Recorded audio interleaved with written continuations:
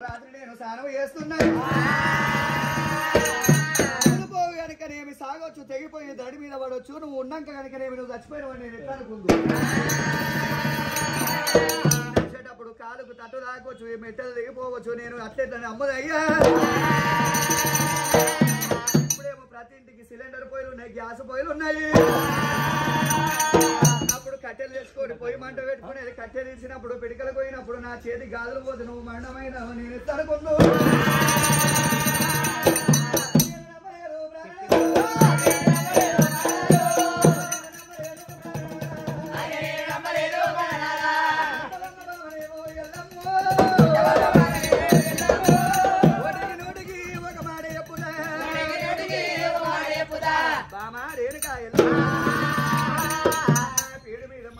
పెట్టుకో నాకు పొద్దున మధ్యాహ్నం సాయంత్రం అన్నం ఎట్లా పెడతావో నీళ్ళు నాకు అట్లా పోయి నాకేదన్నా ఆపద వచ్చినప్పుడు పూలు రాలిపోతున్నాయి ఆకులు కనుకనేమి కిందకి అవుతున్నాయి కొదలు కనుకనేమి కిందకి అవుతున్నాయి మొదలేమో మీదకి అవుతున్నాయి ఏదన్నా ఆపద వచ్చినా తెలుసుకోమని చెప్పిండు ప్రాణేశ్వర పుండు పుట్టింది కాని పుండు తగ్గట్టు మండు పుట్టలేదా ఎల్లమ్మదేవి నాకు ఏదన్నా ఆపద రానే రాదు వచ్చినట్టయితే 7 కళ్ళాల పొడుగున ఎముకలు బొక్కలు ఎరగబోయింది కానీ మధ్యాహ్నం బోనం అంటే తెచ్చి బోనంలోకి వెళ్ళి 7 విడికిళ్ళు అన్నము తీసుకొని ఎముకల బొక్కల మీద తల్లినట్టయితే మా రేణుక ఎల్లమ్మదేవి లేస్తున్నా నేను నీతోటి మాట్లాడుతున్నా నేను వెళ్ళిపోతానని అక్కడి గురుదేవుడైనా అయ్యరామా దైవమాయ అయ్యరామా దైవమాయ దైవమాయ జగముతోని తక్కువకు దేవుడు విజయనము అయ్యరామా దైవమాయ దైవమాయ అయ్యరామా దైవమాయ ఎక్కడాని కొండాలైనా ఎగిపోదా ఉన్నాడు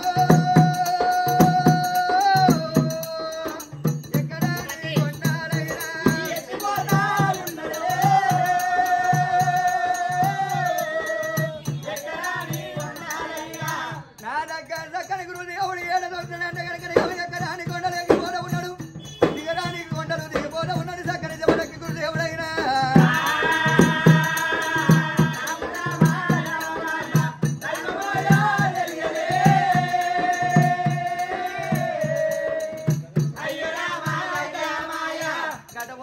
అడవి లోపట ఏ కొండలు కొనగీళ్ళు చూసినా గాని రామ రామ రామ రామ శబ్దం వస్తున్నదట ఇక్కడేనే నాకు దగ్గ గురుదేవుడు దొరకాలని అన్నాడు చిత్తు చిన్నది ఇషార పెద్దది కలగల్ల మరి కాంచాల వృక్షం ఉన్నది కాంచాల వృక్షం కింద కన్నెకోల పుట్టున్నది పుట్టని కనుకనేమి సదన చేసుకున్నాడు ఘారముళ్ళు ఆ పుట్ట మీద పెట్టుకొని నిరంతరంగా తలనేమో ఆ ముళ్ళ మీద పెట్టిండు శ్రీ ప్రాణాలు మీదకి పెట్టిండు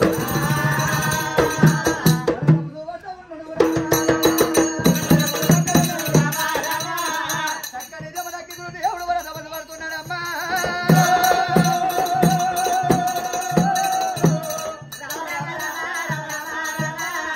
వరదబలు పట్టినప్పుడు పిక్కల్ల నీళ్ళేమో తొడలకు వస్తున్నాయి తొడల నీళ్ళేమో నాది అడ్డు వస్తున్నాయి నాది అడ్డు నీళ్ళు జాతి అడ్డు వస్తున్నాయి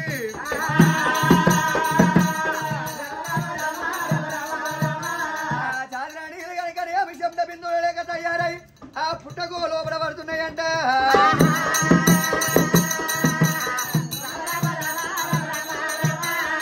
ఆ పుట్ట లోపల కనుకనేమి నాగమునేంద్రుడు కనుకనేమి వరతపసు లోపల కనుకనేమి ఉన్నాడట నాగేంద్రుడు పుట్టినప్పుడు రాసపుండు పుట్టింది రాసపుండు పుట్టినప్పుడు నాగేంద్రుడు పుట్టి ఎన్ని మందులు మాకులు తిన్నా గాని రాసపుండు మాయమైతే లేదు నొప్పులు తగ్గుతలేవు గురుదేవుడి శర్మ బిందువులు కనుకనేమి వెళ్ళిపోయి ఆ నాగేంద్రుడు పుండు మీద పడ్డప్పుడు చల్లగా అవుతున్నారంట ఎవడో నా భక్తుడు నా పేరు మీద వరతపసు పట్టిండు నేను వీని కనుకనేమి ఏమి కావాలో ఇస్తానన్నాడు కోసం ఉన్నాడమ్ము జమదగ్గి గురుదేవుడి ఒక మంత్రం నేర్పించవాడా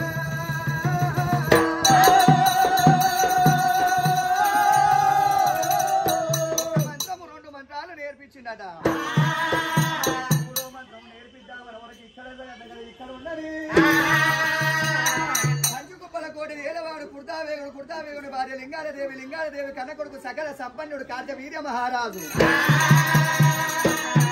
సంకల కుమ్మరి బొమ్మ ఏమ సంకల కమ్మరి బొమ్మ కడుపులో బ్రహ్మత భానువ ఎల్లవాడు 1000 సింహాల బలము కార్తవీరుని యొక్క స్థానికే ఉన్నదట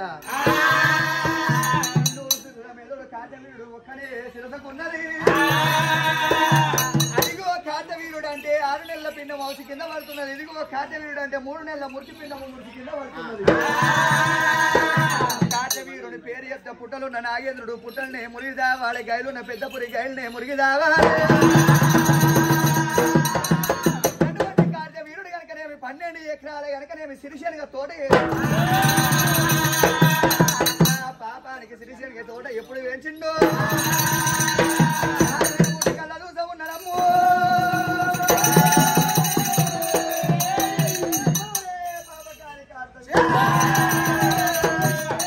సేనుగిట్లనే ఉండనన్నాడు ఎంతమంది దండు సైన్యాన్ని కనుకనేమి సేను కావాలి పెట్టినా గాని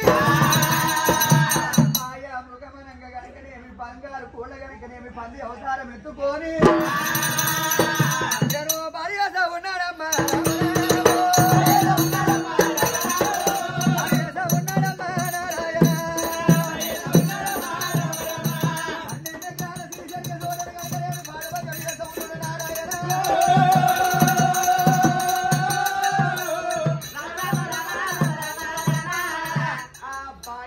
ఎంత వెతికినా గాని మాయా మృగం దొరకలేదు దాని ప్రాణం పోతలేదు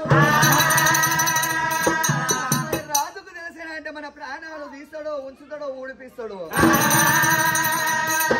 12 మంది శేఖదారులైన నాయన మహారాజా ఏమి ఏదువు నాయన రాజు పట్టుదారా ఏమి కష్టం వచ్చిందిరా నువ్వు గద్దెల గద్దెల గుద్దల సరం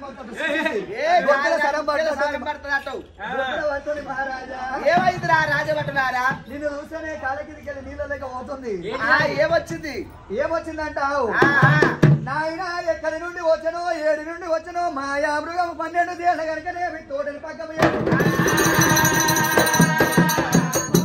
చేస్తున్నది నాయన మేము ఎంత వేటాడినా గానీ ఆ మాయా మృగం దొరకలేదు మాయపడ్డారా ఎంత రండలు ఎంత ముండలురా మీరు మిండలు మాయపడ్డారా ఒక్కొక్కరు కారపొడి తీసుకొని నువ్వు 2 కిలోలు తీసుకుంటావా తీసుకున్నా 2 కిలోలు ఈ 2 కిలోలు తీసుకున్నాడు పక్కన ఉన్నా కానీ బాగానే ఆశ ఉంది కారపొడి ఎందుకంటే ఎవరికైనా పుసుక్కున కన్ను అంటుకుందా అనుకో కళ్ళలో కారపొడి పోసుకోవాలి మంటలు వేస్తుంటారు కన్ను కూడా ముయ్యాడు మాయామృగం 7కెళ్ళి పోయినా గానీ ఎవరి నెత్తి మీదకి వెళ్ళి పోతే వాడిని ప్రాణం తీస్తా నేను తీసంటే తీసబండి అనుకున్నాడు 12 లక్షల తండ్రి సైన్యం తీసుకొని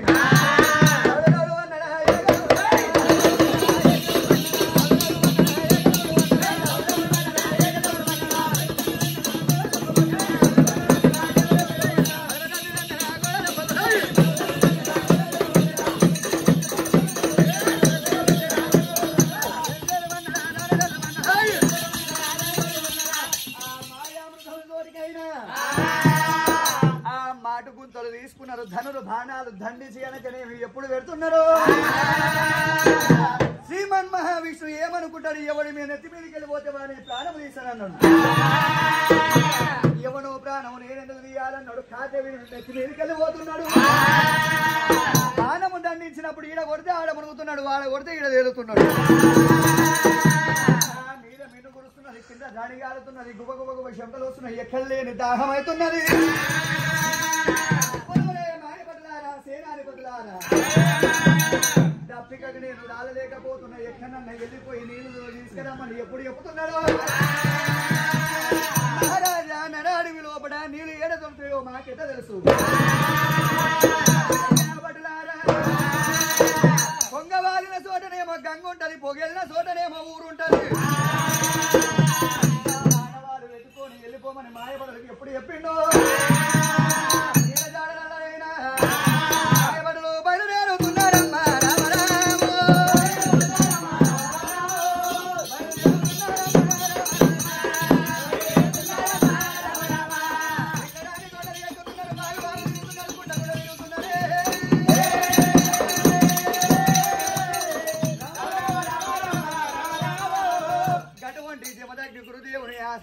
అన్నారు. అటువంటి నాయమునేంద్రుడు కనుకనేమి 3వ మంత్రం నేర్పిద్దామన్నప్పుడు వీళ్ళు అలికిడి చేసినప్పుడు ఏదో పాలివాళ్ళు పగవాళ్ళు వస్తున్నారు. అనుకున్నాడు మునేంద్రుడు లోపలికి వెళ్ళిపోయిండు.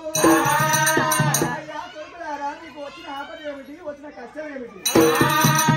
ఇది కాకులు చూడని కారెండ పడివి, పిట్టలు చూడని అద్దాన పడివి లోపల మారు పెద్దపులు మాట్లాడుతున్నాయి, కోరి సింహాలు కొట్లాడుతున్నాయి. నీకు ఏమి ఆపద కలిగింది, ఏమి శాపద కలిగింది?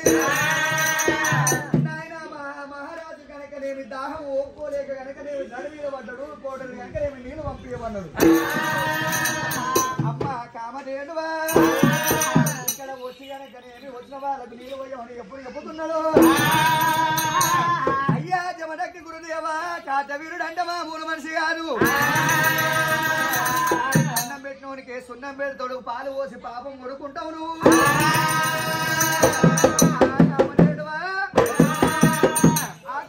వారికి అన్నం పెడితే పుణ్యము, దూపైన వారికి నీళ్లు పోసే పుణ్యము,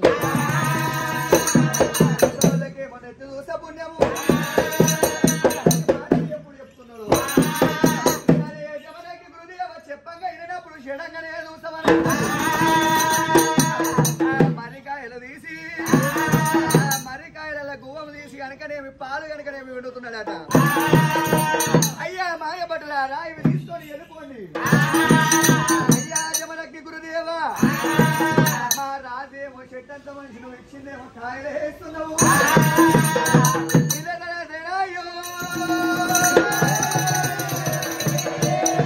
అయ్యా మాయబట్టలారా, ఇది పట్టుకొని ఓరి పోవంగా గురువులు అవుతున్నాయి, పోతున్నాయి, కుండలు అవుతున్నాయి,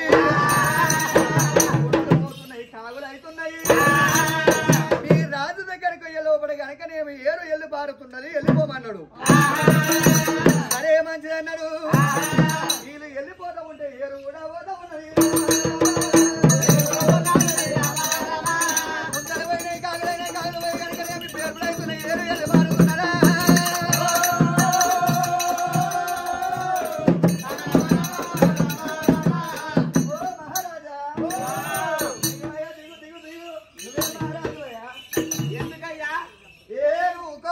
మంచి రాజువే కాదు. అరే అరే ఏం రామంతులారా, రాజులకు రాజభోజనము, ఏనుగులకు తుంగ, గుర్రాలకు గుగ్గిళ్ళు, రాజులకు రాజభోజనం, మంత్రులకు మంత్రభోజనం.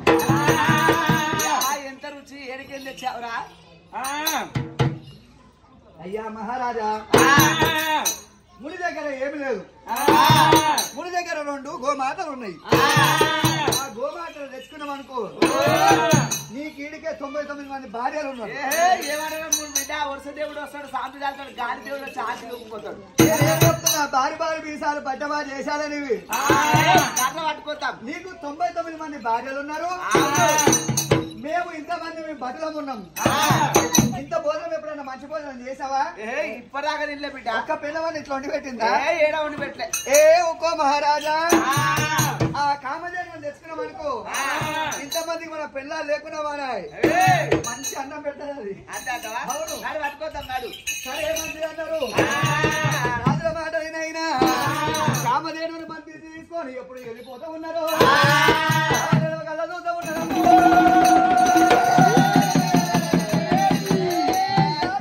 తీసుకుపోయి బంధించినప్పుడు కామధేను కళ్ళ చూసింది. ఒరవరే జమదగ్ని గురుదేవా, పాపకారి వానికి అన్నం పెట్టకంటే నువ్వు అన్నం పెడితే వాడు అన్నం పెట్టిన వాడు నా బిడ్డని తీసుకుపోయి బంధిస్తూ ఉన్నాడు.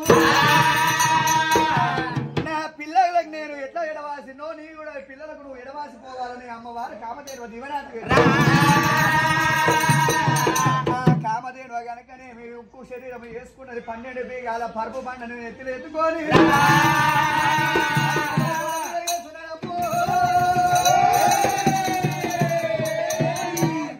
కోట మీద వేసిన ప్రాణబోధన పిల్ల చింతమని వదిలిపెడుతున్నాడు.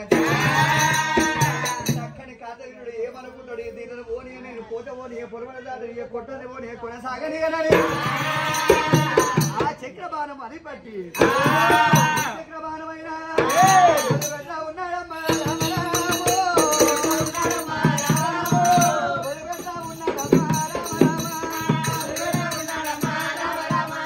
ఆ చక్రబాణం కనుకనేమి పోతుంటే ఆ కామధేను దిగినప్పుడు కనుకనేమి భూచక్రబాణం కాబు మరి పెద్ద నాగలు లేక కొమ్మలు కొరిగిదని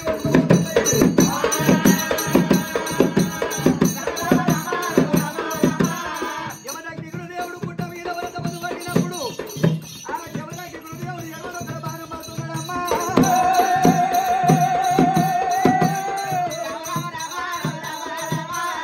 ఆ యమదగ్నికుడు దేవుడు ఎడమనొక్కడ బాణం పడ్డప్పుడు కన్నీరు అమ్మవారి లేని కాయల్లమ్మ